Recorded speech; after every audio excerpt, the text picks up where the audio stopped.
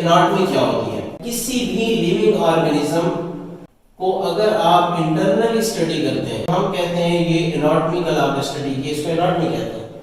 Science की ये वो ब्रांच है, उसके क्रॉस सेक्शंस देखते हैं, उसको आप इंटरनल जितने भी उसके पार्ट्स हैं उनकी आप स्टडी करते हैं। इसी तरह फिजियोलॉजी क्या है, जिसके अंदर हम फंक्शनिंग देखते हैं। इस चीज की functioning, living organism different systems काम कर रहे हैं।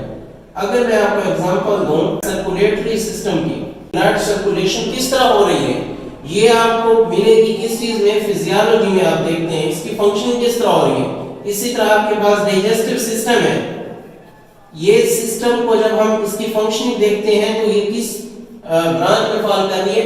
फिजियोलॉजी में फॉल कर रही है। फिजियो का मतलब क्या है? Function, logy, study, different systems के डिफरेंट पार्ट्स के। आपके अंदर एक स्टमक है, उसका काम क्या है?